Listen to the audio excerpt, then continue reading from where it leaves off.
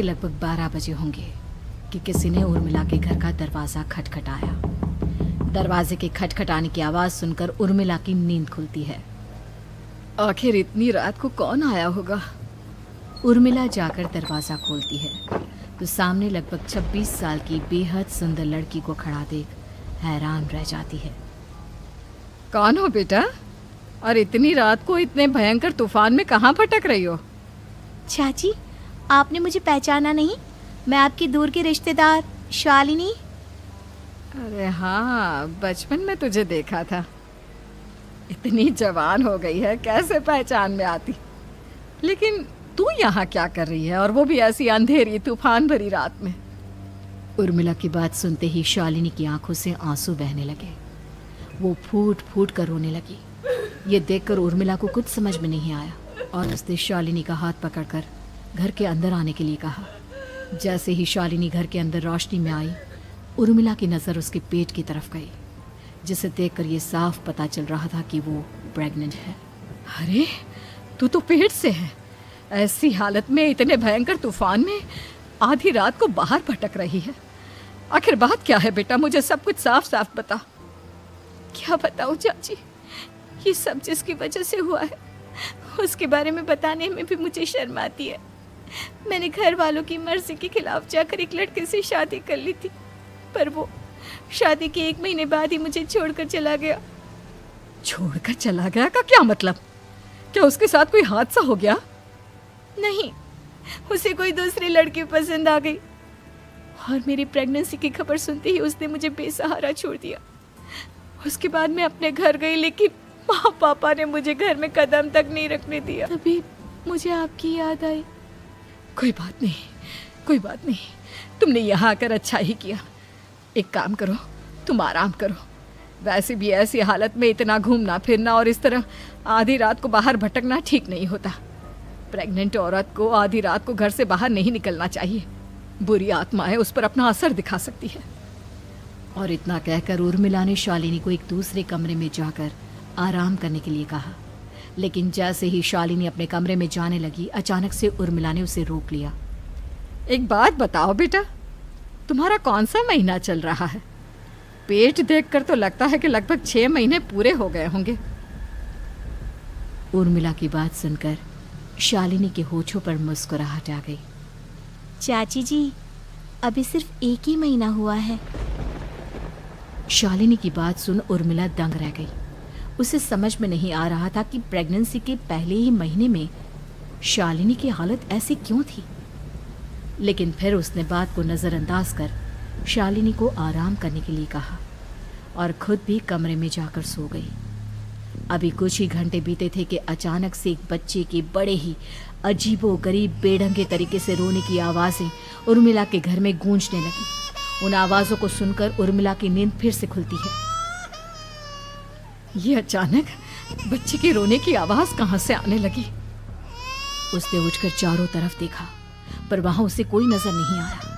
उर्मिला घबराते हुए शालिनी के कमरे में गई तो वहाँ उसे कमरे की दीवार पर एक बेहद खौफनाक साया नजर आया, जिसे देखकर उर्मिला बुरी तरह से घबरा गई। आखिर ये सब क्या हो रहा है? शालिनी, शालिनी उठो! उसने जोर जोर से आवाज देकर शालिनी को जगाने की कोशिश की, लेकिन ऐसा लग रहा था जैसे उसकी आवाज शालिनी तक पहुंच ही नहीं रही थी। कमरे की दीवार पर एक बहुत बड़ा और बेहद डरावने दिखने वाले इंसान का साया और एक बच्चे के अजीबोगरीब ढंग से रोने और चीखने की आवाजें अब उर्मिला को ज्यादा डराने लगी थी। उर्मिला को शालिनी की चिंता सताने लगी और उसने पूरी ताकत के साथ चीखकर शालिनी को आवाज लगाई, शालिनी! तभी अचानक सब कुछ एकदम पहले जैसा हो जाता है और उर्मिला की आवाज सुनकर शालिनी की नींद खुलती है। क्या हुआ चाची, आप इतनी तेज क्यों चिल्ला रही हैं? आप ठीक तो है ना? अभी मैंने तुम्हारे कमरे में कुछ अजीब सा देखा। तुम ठीक हो ना शालिनी? मुझे यहाँ एक बच्चे के रोने की आवाजें आ रही थी। लगता है आपको मेरी कुछ ज़्यादा ही चिंता हो गई है। आपने मेरी प्रेगनेंसी के बारे में कुछ ज़्यादा ही सोच लिया होगा। मैं एकदम ठीक हूँ, आप आराम से सो जाइए। इतना कहकर शालिनी ने उर्मिला को फिर से अपने कमरे में जाने के लिए कहा और खुद भी जाकर सो गई। पर अब उर्मिला की आंखों से नींद गायब हो चुकी थी अगली सुबह जब शालिनी उठी तो वो सीधा उर्मिला के पास आई। गुड मॉर्निंग चाची। तभी अचानक उर्मिला की नज़र शालिनी के पेट पर पड़ती है, जिस पर नीले रंग से एक अजीब सी आकृति नजर आ रही थी। शालिनी, ये तुम्हारे पेट को क्या हुआ? मैंने इतनी औरतों को देखा है, ऐसा तो किसी के साथ नहीं होता। शालिनी ने जैसे ही अपने पेट की तरफ देखा तो उसे वहां कुछ भी नजर नहीं आया। चाची कुछ भी तो नहीं है, सब कुछ एकदम नॉर्मल है। आपको क्या अजीब लग रहा है? इससे पहले कि उर्मिला उसके सवाल का कोई जवाब देती, अचानक से शालिनी के पेट में जोर जोर से दर्द होने लगा। वो बुरी तरह दर्द से तड़पने लगी। चाची, चाची। ये सब देखकर उर्मिला बहुत घबरा गई। उसने धीरे धीरे शालिनी के पेट को सहलाना शुरू किया, लेकिन शालिनी का दर्द कम नहीं हुआ। उर्मिला जाकर रसोई से पानी का गिलास लेकर आई और शालिनी को पानी पिलाने की कोशिश करने लगी। ले बेटा, पानी पी ले, तुझे आराम मिलेगा। ले ले। नहीं चाची, मुझे बहुत तेज दर्द हो रहा है।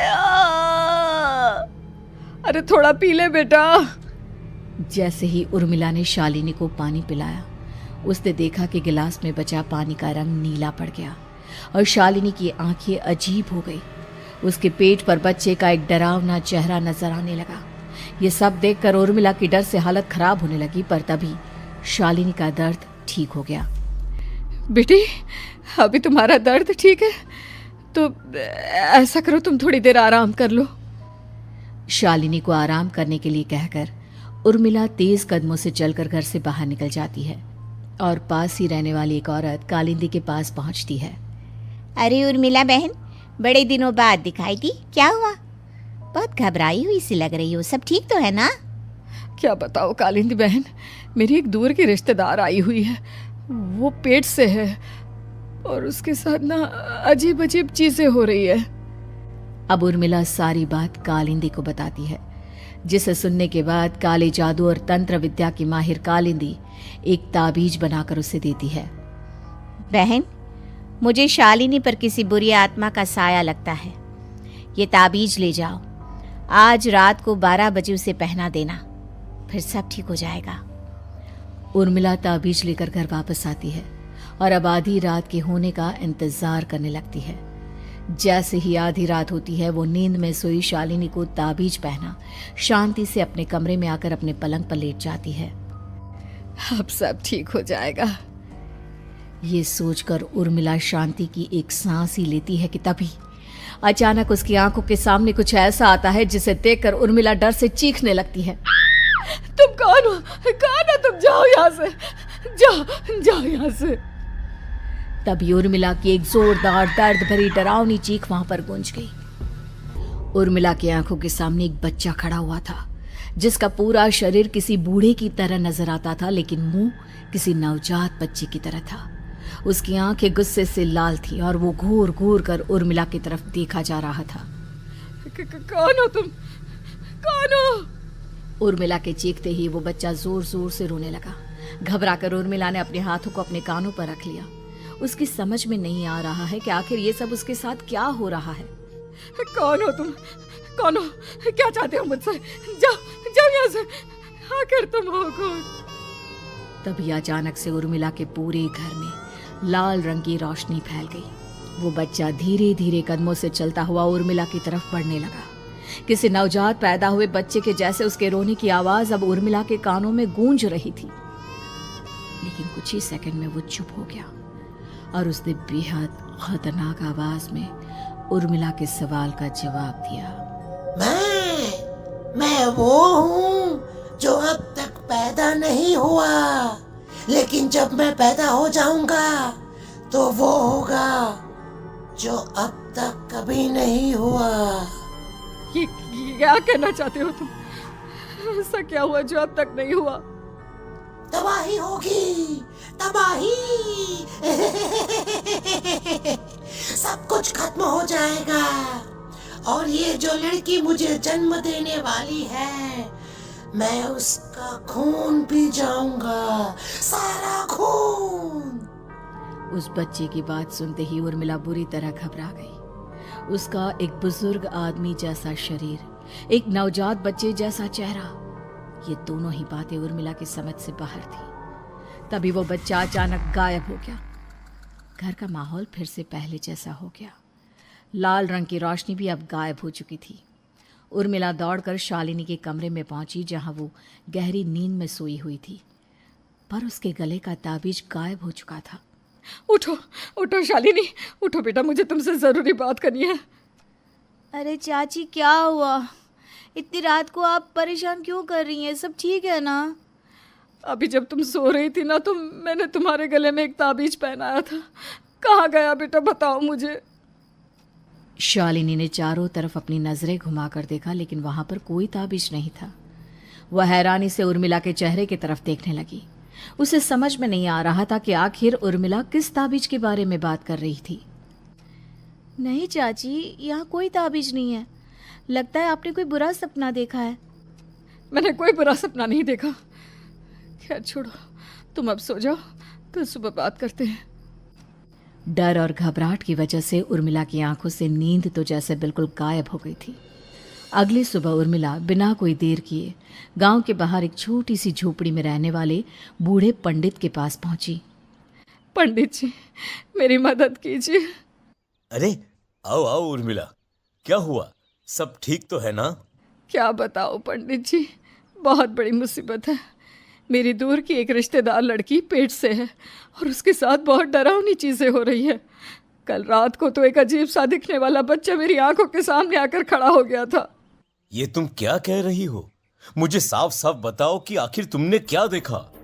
उर्मिला ने अपने साथ हुई बीती रात की पूरी घटना पंडित जी को बताई, जिसे सुन पंडित जी के माथे पर चिंता की लकीरें उभर आई। अनर्थ होने वाला है, अनर्थ। बरसों पहले भी उस हैवान ने एक लड़की के पेट से जन्म लिया था और उसके बाद उस शहर को पूरी तरह से तबाह कर दिया। कैसी विपदा पंडित जी, कैसे बात कर रहे हैं आप? बताइए मुझे, और इसका उपाय क्या है? इसका उपाय तो है, लेकिन बहुत कठिन है। हो सकता है कि उस उपाय को करने के दौरान तुम्हारी जान भी चली जाए। मुझे मेरी जान की कोई परवाह नहीं, पर आप जिस तबाही के बारे में बात कर रहे हैं, बस वो नहीं होनी चाहिए। लाखों लोगों की जान बचाने के लिए मैं कुछ भी करूंगी। तो ठीक है, मेरी बात ध्यान से सुनो। बरसों पहले एक भयानक तांत्रिक ने अपनी तंत्र क्रिया के जरिए एक मासूम लड़की के साथ रिश्ता बनाकर उसके पेट से जन्म लिया था। इस तरह से वो अपने जैसे लोगों की संख्या इस दुनिया में बढ़ाना चाहता था। आपके कहने का मतलब है कि शालिनी के पेट से भी उस शैतान को जन्म लेना है, इसलिए उसने उसके साथ ये सब किया है। ठीक पहचाना तुमने। अब मैं तुम्हें एक ऐसा सिंदूर दूंगा जिसे तुम्हें ले जाकर उस लड़की के पेट पर लगाना होगा। क्या ऐसा करने से सब कुछ ठीक हो जाएगा? नहीं उर्मिला, ये सब इतना आसान नहीं। उस लड़की के पेट पर सिंदूर लगाने के बाद तुम्हें उसका पेट काटकर उस हैवान को बाहर निकालना होगा। नहीं पंडित जी, मैं ये सब नहीं कर सकती। मैं भला एक जिंदा लड़की के पेट को अपने हाथों से कैसे काट सकती हूँ? अगर तुमने ऐसा नहीं किया तो कुछ ही दिनों में वो हैवान उस लड़की के शरीर से जन्म लेगा और उसके शरीर के सारे खून को पीकर अपनी ताकत को बढ़ाएगा। उसके बाद वो धीरे धीरे इस पूरे शहर को तबाह कर देगा। यहाँ पर कोई जिंदा नहीं बचेगा। लेकिन अगर मैं उसके पेट को काट दूंगी तो क्या वो जिंदा बच पाएगी? अगर शालिनी को कुछ हो गया तो, अगर उसकी मृत्यु हो गई तो? ऐसा कुछ नहीं होगा उर्मिला, तुम्हें अपने मन को पक्का करके ये काम करना ही होगा। सिंदूर लेने के बाद उर्मिला झोपड़ी से बाहर निकलने ही वाली थी कि तभी पंडित जी ने उसे पीछे से आवाज देकर रोका। उर्मिला, उस लड़की का पेट काटकर हैवान को बाहर निकालना ही काफी नहीं होगा। तुम्हें ध्यान रखना होगा कि ये सब करते हुए उस बच्चे का जो आधा बूढ़े का शरीर है उस पर सिंदूर की एक बूंद भी ना लगने पाए, क्योंकि अगर ऐसा हुआ तो वो तुम्हें और बाकी सबको कच्चा खा जाएगा। पंडित जी की बात सुन उर्मिला की आंखें फटी रह गई और उसके शरीर में डर की लहर दौड़ गई। फिर भी उसने हिम्मत की। ठीक है पंडित जी, मैं पूरी कोशिश करूंगी कि मैं उस हैवान को वहीं के वहीं खत्म कर पाऊं। इसके बाद उर्मिला तेज कदमों के साथ घर वापस आती है। दिन बीतता है, रात का अंधेरा छाने लगता है। शालिनी खाना खाकर सोने चली जाती है और उर्मिला लगातार उसके गहरी नींद में सो जाने का इंतजार करने लगती है, जिसके बाद उर्मिला दबे कदमों से शालिनी के कमरे में पहुंच गई। मुझे ये करना ही होगा। अब उर्मिला ने धीरे धीरे शालिनी के पेट पर पंडित जी का दिया सिंदूर लगाना शुरू किया। उर्मिला के हाथ बुरी तरह से कांप रहे थे। उसके एक हाथ में चाकू था जिससे वो पेट काटने वाली थी। उर्मिला ने एक नज़र शालिनी के चेहरे की तरफ देखा और फिर डरते हुए उसके पेट पर चाकू चलाना शुरू किया। कमाल है, मैं इसका पेट काट रही हूँ और ये आराम से सो रही है। इसे दर्द नहीं हो रहा क्या? तभी अचानक उर्मिला के कानों में बच्चे की रोने की आवाज़ सुनाई देने लगी। उसने घबराकर चारों तरफ देखा पर वहां पर कोई नहीं था, बस रोने की आवाज़ लगातार आ रही थी। उर्मिला बिना रुके लगातार शालिनी के पेट को काटती रही। उसे इस बात का भी ध्यान रखना था कि सिंदूर बच्चे के बूढ़े आदमी वाली शरीर के हिस्से पर ना लगे। कुछ ही देर में वो हैवानी बच्चा उर्मिला के हाथों में था। उसने बड़ी ही सावधानी से उस बच्चे को बाहर निकाला और पंडित जी के कहे अनुसार उसे घर से दूर जलाने के लिए ले गई। पर तभी उसके सामने वही बूढ़े शरीर और बच्चे के चेहरे वाला बच्चा आ गया। अपनी गोद में और सामने भी बच्चे को देखकर उर्मिला हैरान रह गई। मुझे मारोगी? मुझे इतनी हिम्मत कैसे आ गई तुम्हारी? तुम पैदा नहीं हुए हो और मुझे पता है जब तक तुम्हारा जन्म नहीं हो जाता तो मुझे कुछ नहीं कर सकते। इतना बोलते ही उर्मिला तुरंत उस बच्चे को घास के ढेर पर फेंक कर उसमें आग लगा देती है, जिसके तुरंत बाद वो बूढ़े आदमी के शरीर और बच्चे के चेहरे वाला अजीब तांत्रिक का भूत भी वहां से गायब हो जाता है। कुछ देर बाद उर्मिला घर पहुंचती है तो वो ये देखकर हैरान रह जाती है कि शालिनी का पेट अपने आप जुड़ चुका था। शुक्र है भगवान का और उन पंडित जी का, अब सब ठीक हो जाएगा। सुबह शालिनी सोकर उठती है तो अपना पेट देख पूरी तरह घबरा जाती है। चाची, चाची ये सब क्या हो गया? मेरा पेट अचानक कम कैसे हो गया? मेरा बच्चा कहाँ गया चाची? बेटी, वो बच्चा नहीं, एक खतरनाक तांत्रिक था जो तुम्हारी कोख से जन्म लेकर सबको मार देना चाहता था। वो पैदा होते ही तुम्हारी जान भी ले लेता, इसलिए मैंने पंडित जी के बताए उपाय से उसका खात्मा कर दिया है। अब सब ठीक है। शालिनी को उर्मिला की बात समझ में नहीं आती, जिसके बाद शालिनी को पूरी बात उर्मिला आराम से समझाती है। अब वो दोनों ही भगवान का शुक्र अदा करती हैं और एक साथ रहने लगती हैं। अगर आपको ये वीडियो पसंद आया हो तो इसे लाइक करें, शेयर करें और हमारे चैनल को सब्सक्राइब करना न भूलें।